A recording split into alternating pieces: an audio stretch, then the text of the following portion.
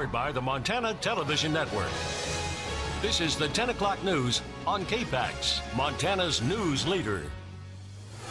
Good evening, I'm Jill Valley. And I'm Dennis Bragg. Get ready for more precipitation as a cold front moves in tonight with some active weather conditions later this week. A larger complex system could bring about moderate to heavy valley snowfall for northwest Montana, as well as a lot in the mountains. For the latest, let's check in now with Chief Meteorologist Aaron Yost, who's in the Storm Tracker Weather Center. Aaron. You know, throughout much of the day today, we saw mountain snow, valley rain, much like you can see here from our First Security Bank ICAM in Hamilton, but that has continued to be the case throughout the evening. It will change, though, by tomorrow morning's commute. Here's a look at the latest radar loop and two pass cams. Not very visible because snow is really flying way up high.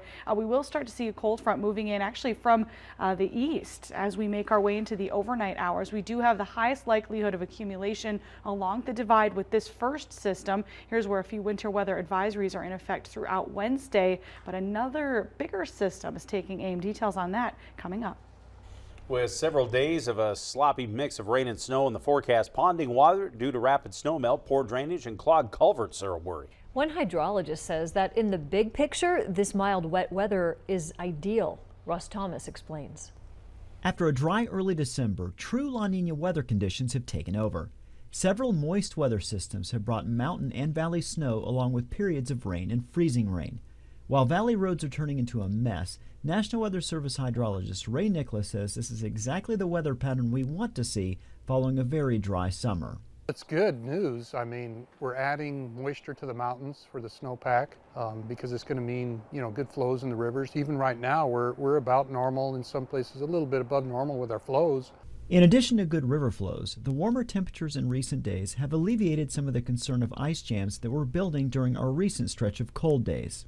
We've had some ice in the rivers, but right now we're seeing with this little bit of warmth actually a lot of the water cutting through that ice, and that's a good situation too. Nicholas says if the temperatures took a bigger spike, flooding at low levels would be more of concern, but we haven't seen that kind of jump.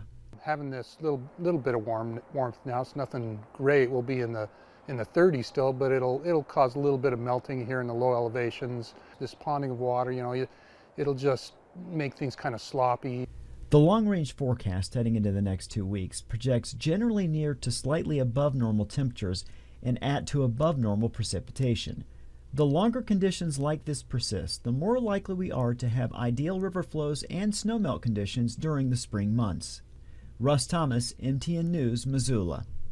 And with this slight warming trend that's starting to melt some of the snowpack around Missoula, property owners need to stay on top of potential threats to their property to prevent damage. MTN's Augusta McDonald shows us some good tips on what you can use to prepare.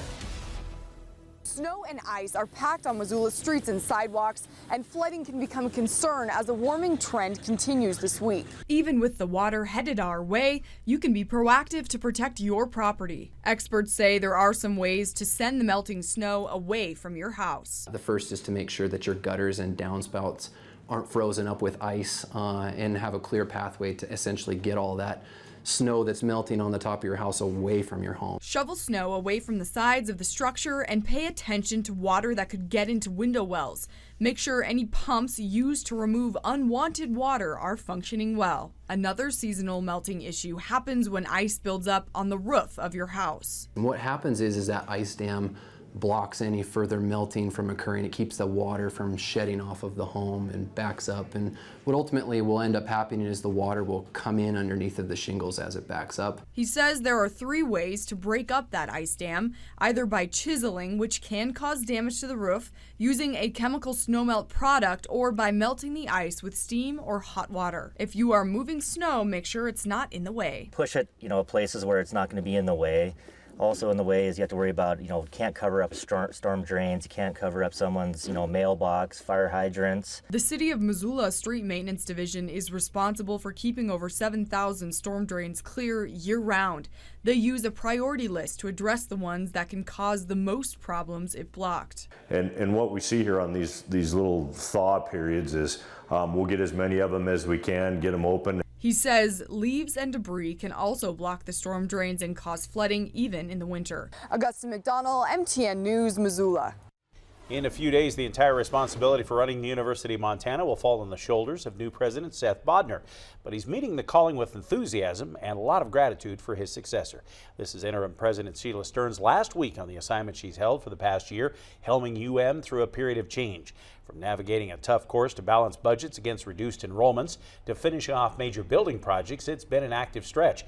And there's a lot to pass along in just a few days. But Stearns says Bodner's up to the challenge. President Bodner is just really fun to work with. He's really smart.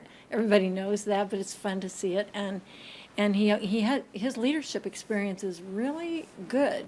It's fun to connect that to higher education and to our model of how we do business and how we educate students and prepare for a really 21st century future in a more energetic and digitally aware way. He's great. The transition's great, but I feel like I'm learning as much from him as he's learning from me.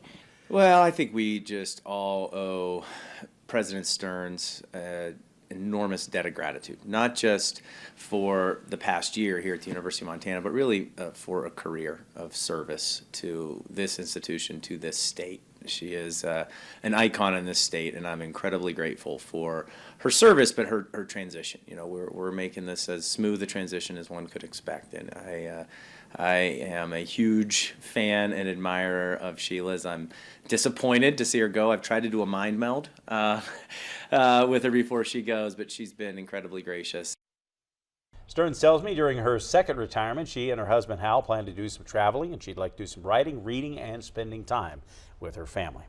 Hundreds of dancers from across the globe are sharing their skills with Western Montana at the annual Ballet Beyond Borders. At tonight's competition, it was a pair of Romanians who stole the show, and their personalities are equally as animated while performing as they are off stage. MTN's Kent Lutzen introduces us to this dynamic duo. You did great. Good you job. Also did great, Alina. You're amazing. No, you're amazing. And your hair is so beautiful. I know. In my These two Romanians are quite the pair, and when put on center stage, they create an even more colorful masterpiece. The choreography tells the story of a man who has to make the tough choice of either protecting his country during World War II or staying home and being with the love of his life, a decision many still make today. How hard it is to leave somebody and how hard it is for the person who is staying home to just watch him go in that train. And how hard it is to keep that love. Yes, so that's the story of our dance. It's no wonder this duo is so in sync. They had been dancing together for the past 5 years, but it was a chance encounter that brought them together.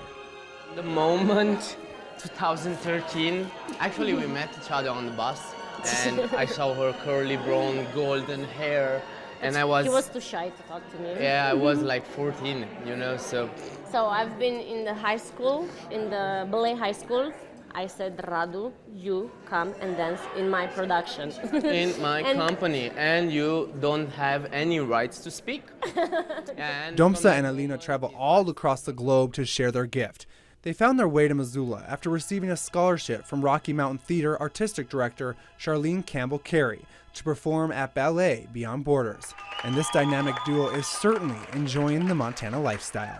Ballet Beyond Border, it's exactly what it says. It's like collecting people from all over the world. We have phenomenal dancers here. Yeah, they're amazing. Brazil, Cuba, Puerto Rico, Africa, Portugal, Romania, Transylvania, from wherever you want. It's all awesome. over the world. So They will leave Montana towards the end of the week, but trust me, these animated performers plan on being back. Kent Lutzen, MTN News, Missoula. Bye, Missoula! Ballet Beyond Borders continues the rest of this week. The event wraps up with a gala finale on Saturday. I don't think we should miss that, or those two, a lot right? of fun. I love it. All right, well, just ahead, Aaron has the forecast for the next storm system moving into western Montana. And later, big news for CBS. They find a replacement for Charlie Rose in the morning show. That's coming up.